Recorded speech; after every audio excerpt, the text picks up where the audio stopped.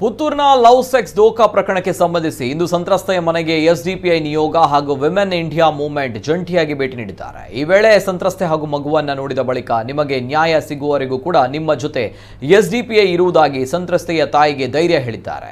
ಬಳಿಕ ಮಾಧ್ಯಮ ಜೊತೆ ಮಾತನಾಡಿದ ಎಸ್ಡಿಪಿಐ ರಾಜ್ಯ ಉಪಾಧ್ಯಕ್ಷೆ ಶಾಹಿದಾ ತಸ್ಲೀಂ, ಬೇಟಿ ಬಚಾವೋ ಬೇಟಿ ಪಡಾವೋ ಅಂತೆಲ್ಲ ಹೇಳ್ತಾರೆ. ಆದರೆ ಮಹಿಳೆಗೆ ಅನ್ಯಾಯವಾದಾಗ ನ್ಯಾಯದ ಪರವಾಗಿರದೆ ಪ್ರಭಾವಿಗಳ ಪರ ನಿಂತು ಬೆಂಬಲ ನೀಡೋದು ಈಗಿನ ಕೆಲ ವರ್ಷಗಳಿಂದ ನಡೀತಾ ಬರ್ತಾ ಇದೆ. ಸಂತ್ರಸ್ತೆಯ ತಾಯಿ ವಿವಿಧ ಹಿಂದುತ್ವ ನಾಯಕರನ್ನ ಭೇಟಿ ಮಾಡಿದರೂ ಕೂಡ ಬೆಂಬಲ ಸಿಕ್ಕಿಲ್ಲ. ಕೊನೆಗೆ ಎಸ್ಡಿಪಿಐ ಸಂತ್ರಸ್ತೆಯ ಪರವಾಗಿ ಪ್ರತಿಭಟಿಸಿದರ ಪರಿಣಾಮ ಎಲ್ಲರೂ ಕೂಡ ಎಚ್ಚೆತ್ತುಕೊಂಡಿದ್ದಾರೆ.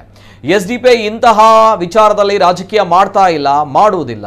ಯಾರಿಗೆ ಅನ್ಯಾಯವಾಗುತ್ತೋ ಅವರ ಪರ ನಿಲ್ಲುತ್ತೆ ಎಂದು ಹೇಳಿದರು. ಬ್ರಾಹ್ಮಣ್ಯವನ್ನ ಸಂರಕ್ಷಿಸಲು ಸಂಘ ಪರಿವಾರ ಮತ್ತು ಬಿಜೆಪಿ ಕೆಲಸ ಮಾಡ್ತಾ ಇದೆ.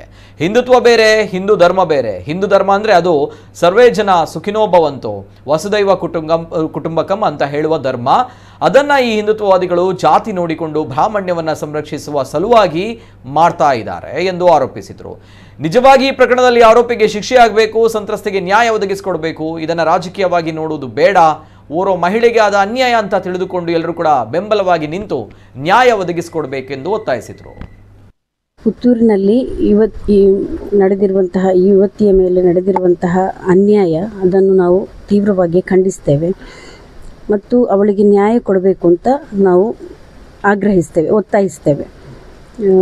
ಇಲ್ಲಿ ನಾವು ನೋಡೋದಾದರೆ ಬೇಟಿ ಬಚಾವೋ ಬೇಟಿ ಪಡಾವೋ ಅಂತೆಲ್ಲ ಹೇಳ್ತಾರೆ. ಆದರೆ ಮಹಿಳೆಗೆ ಅನ್ಯಾಯ ಆದಾಗ ಅವರು ಯಾರು ಪ್ರಭಾವಿಗಳಿದ್ದಾರೆ ಅವರ ಸಪೋರ್ಟ್ ಆಗಿ ನಿಲ್ತಾರೆ, ಅವರಿಗೆ ಬೆಂಬಲವಾಗಿ ನಿಲ್ತಾರೆ. ಇದು ಕಂಟಿನ್ಯೂಸ್ ಆಗ್ತಾ ಇರುವಂತಹ ಒಂದು ಘಟನೆಯಾಗಿದೆ.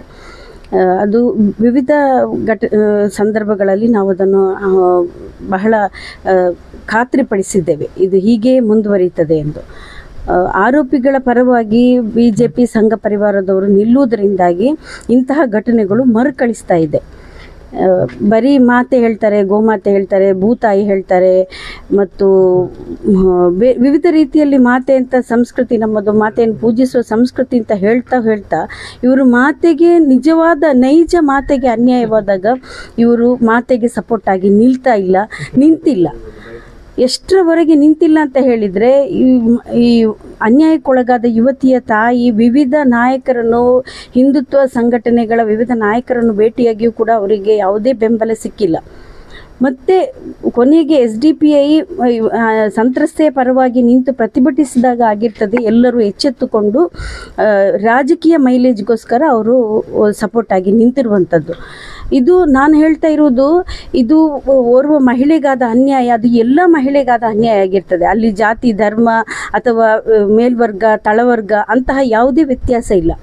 ಆದ್ದರಿಂದ ಇಲ್ಲಿ ರಾಜಕೀಯ ಮೈಲೇಜ್ಗೆ ಅಲ್ಲ ನಮ್ಮ ಉದ್ದೇಶ. ಎಸ್ಡಿಪಿಐಯ ಉದ್ದೇಶ ರಾಜಕೀಯ ಮೈಲೇಜ್ ಅಲ್ಲ, ಅನ್ಯಾಯ ಯಾರಿಗೆ ಆಗಿದೆ ಅವರ ಪರವಾಗಿ ನಿಲ್ಲುವುದು.